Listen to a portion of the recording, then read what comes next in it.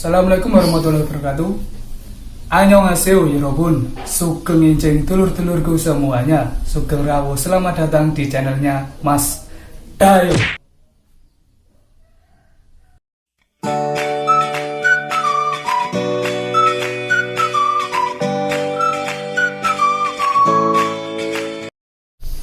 Ada pepatah yang mengatakan bahwa tak kenal maka tak sayang.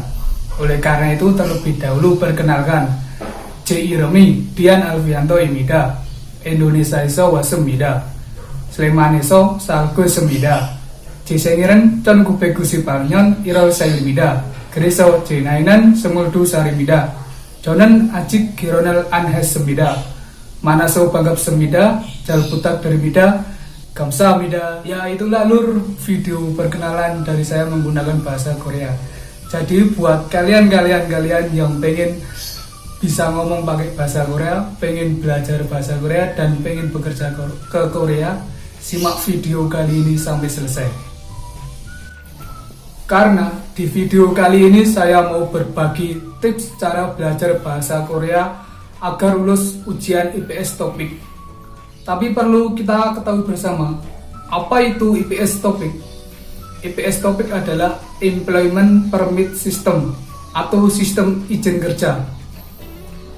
Ujian IPS Topik adalah ujian kemampuan bahasa Korea bagi calon tenaga kerja asing yang ingin bekerja di Korea Selatan. Jadi, calon tenaga kerja asing harus lulus ujian IPS Topik agar bisa bekerja di Korea Selatan. Ujian IPS Topik dibagi menjadi dua sektor, yaitu JJOP atau manufaktur dan OOP atau fishing. Kemudian soal ujian IPS Topik terdiri dari 40 soal, yang terdiri dari 20 soal ILGI dan 20 soal DETGI. Dan untuk skor penilaian soal IPS Topik itu per satu nomornya itu 5 poin. Jadi kalau semisal kita bisa mengerjakan 40 soal dengan benar, maka kita akan mendapatkan poin 200 poin. Dan untuk standar minimal kelulusan ujian IPS Topik setiap tahunnya itu berbeda, karena tergantung oleh jumlah peserta ujian IPS Topik dan juga kuota yang diberikan oleh HRD Korea. Sebagai contoh, pada tahun 2018 kuota yang diberikan oleh HRD Korea itu sebanyak 700 orang, tetapi akhirnya ditambah menjadi 1.200 orang.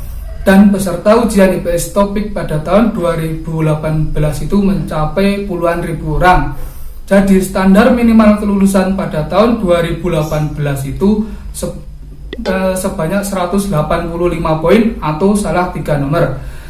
Dan pada tahun 2019 saat saya mengikuti ujian IPS Topik, kuota yang diberikan oleh HRD Korea itu sebanyak 5.200 orang dengan peserta ujian IPS Topik sebanyak 23.000 orang. Sedangkan untuk kuota pada tahun 2020 saat ini sebanyak 3.283 orang. Jadi dapat kita simpulkan bahwa kuota yang diberikan HRD Korea itu mempengaruhi standar minimal kelulusan ujian IPS Topik. Perlu kita ketahui bersama, peserta ujian IPS Topik itu dari tahun ke tahun itu meningkat dan semakin banyak. Dikarenakan biasanya yang ikut ujian pada tahun ini tidak lulus, kemudian mengulang ke tahun-tahun berikutnya. Ada yang 2 kali baru lulus, 3 kali, atau bahkan 4 kali.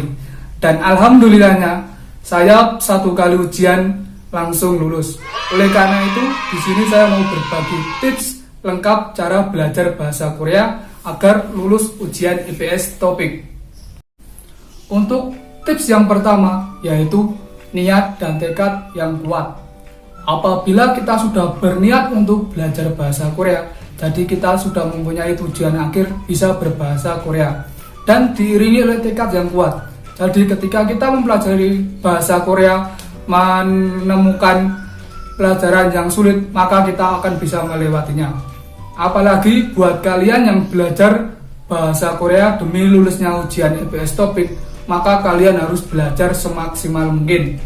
sebagai motivasi, kita bisa membayangkan gaji TKI Korea yang sangat besar sehingga kita termotivasi untuk belajar dan mewujudkan cita-cita untuk bisa bekerja di Korea Selatan. Untuk tips yang kedua yaitu kemauan diri sendiri.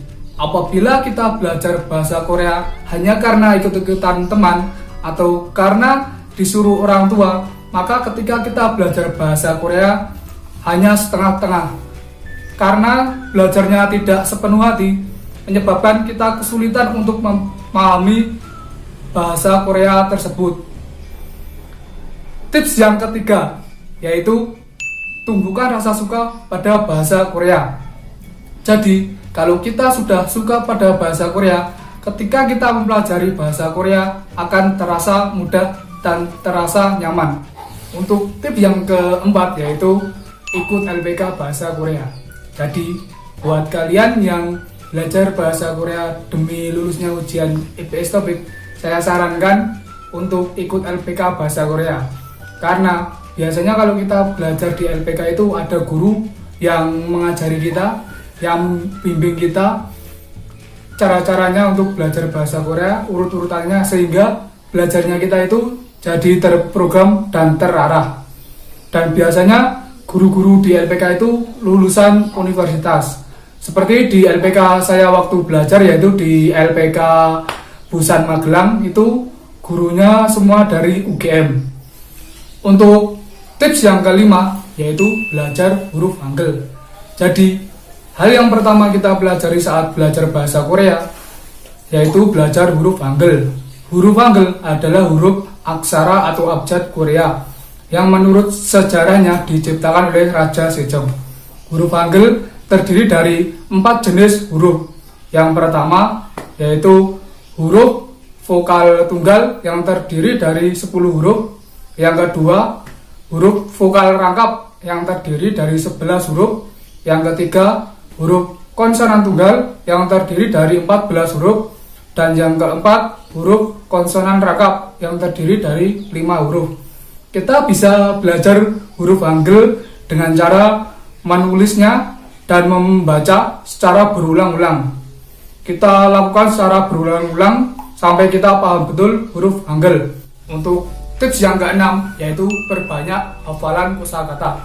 Jadi semakin banyak kosakata yang kita hafalkan, maka semakin besar juga peluang kita mengartikan sebuah kalimat bahasa Korea yang panjang. Ada beberapa tips untuk menghafal kosakata. Untuk tips yang pertama, kita hafalkan per 5 kosakata. Sebagai contoh seperti ini, kita hafalkan ini ada gabang, tas, cek, buku, gungcek, buku tulis, kemudian piltung, kotak pensil, dan ceksang, meja belajar. Kita ulang-ulang secara berulang-ulang 5 nomor ini. Kalau kita sudah benar-benar hafal, kita lanjut ke nomor 6 sampai 10 kosakata ini, yaitu eja, kursi, cilpan, papan tulis, ciuge, penghapus, sucop, buku agenda, dan cangmun, jendela. Kita hafalkan cara berulang-ulang lagi sampai kita benar-benar hafal. Insya Allah dengan tips seperti itu kita akan mudah menghafalkan kosakata. Untuk tips yang kedua ketika kita menghafalkan kosakata yaitu kita dengan memindah daftar kosakata ke dalam buku catatan kecil. Contohnya seperti ini, saya memindah catatan buku kecil seperti ini. Jadi kalau dengan begini kita bisa membawanya kemana-mana. Kita bisa menghafalkan kosakata sambil bermain sama teman atau nongkrong, atau ketika ada waktu luang ketika di perjalanan. Jadi kita bisa menghafalkan kosakata ini sambil melakukan kegiatan sehari-hari. Ini sangat praktis dan sangat mudah dibawa kemana-mana.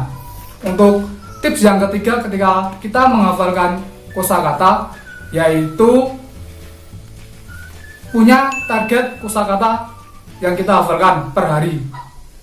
Gak usah banyak-banyak, kita cukup 30 sampai 60 kosakata per hari. Kita bisa membaginya ke dalam 3 waktu. Untuk yang pertama yaitu pagi hari 10 sampai 20 kosakata, kemudian siang hari 10 sampai 20 kosakata, dan sore hari 10 sampai 20 kosakata, Dan malam harinya kita bisa mereview atau mengulang kosakata tersebut. Untuk tips selanjutnya untuk menghafal kosakata yaitu tempelkan kosakata pada benda-benda yang mudah terlihat, seperti benda yang ada di rumah. Kita bisa menempelkan pada kulkas, TV, almari, atau pintu. Jadi ketika kita melihat kosakata tersebut, kita otomatis akan membacanya dan mengingat arti kosakata tersebut.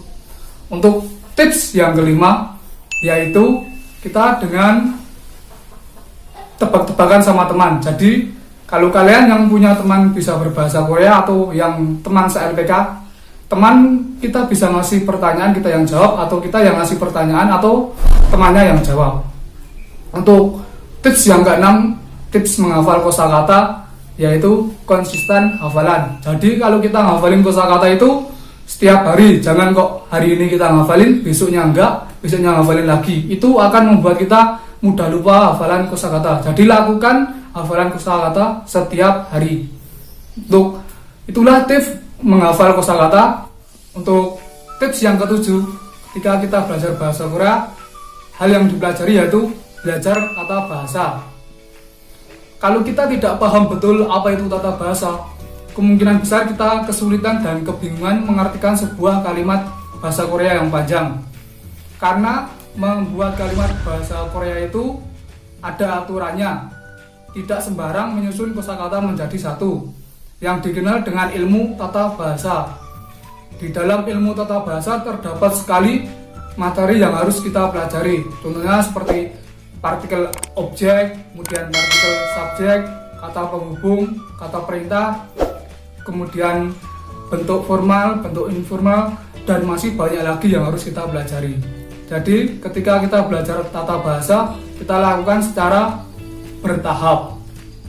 Kalau kita sudah paham betul tata bahasa, insya Allah kita bisa mengartikan sebuah kalimat bahasa Korea yang panjang.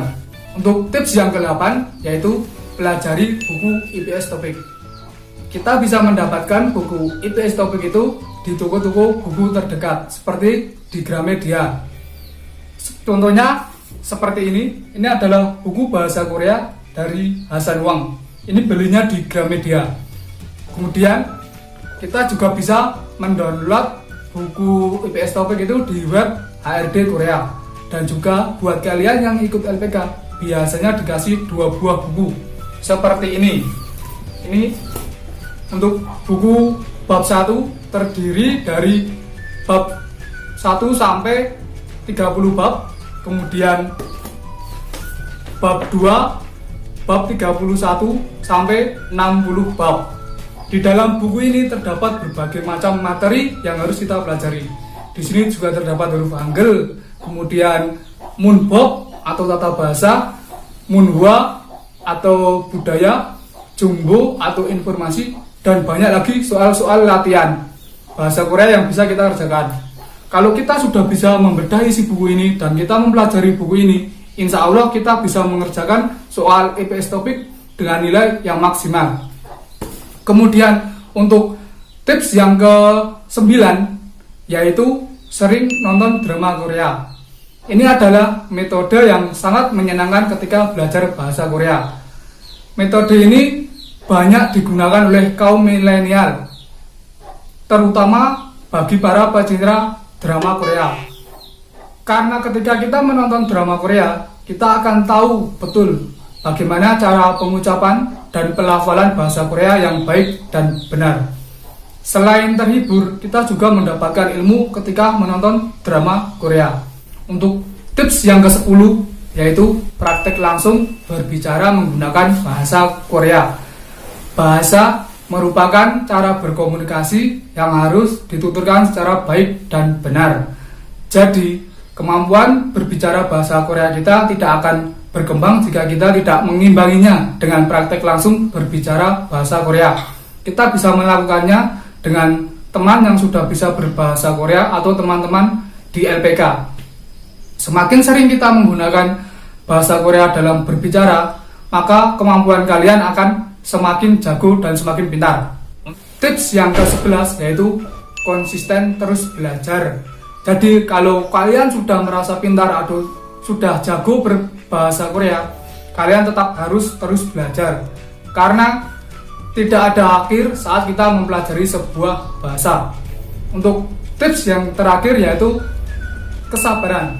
Jadi kalau kita belajar bahasa Korea harus sabar, karena belajar bahasa Korea memerlukan waktu yang lumayan lama dan juga banyak hal yang harus kita pelajari. Jadi kita harus bersabar ketika belajar agar mendapatkan hasil yang optimal. Itulah tips-tips belajar bahasa Korea dari saya. Semoga kalian dapat mempraktekannya dan semoga bermanfaat. Kalian ketahui bahwa ujian IPS topik itu dilaksanakan sekali dalam setahun. Itu menurut web G2G Korea BNP 2 TKI. Jadi maksimalkan belajar kalian, karena ujian hanya dilaksanakan sekali dalam setahun. Jadi kalau kita gagal kan sayang, kita harus menunggu lagi di tahun depan. Sudah rugi biaya, rugi waktu, dan rugi tenaga dan pikiran. Jadi maksimalkan belajar kalian, jangan mudah lelah untuk belajar, dan wujudkan cita-cita kalian untuk bisa bekerja di Korea Selatan.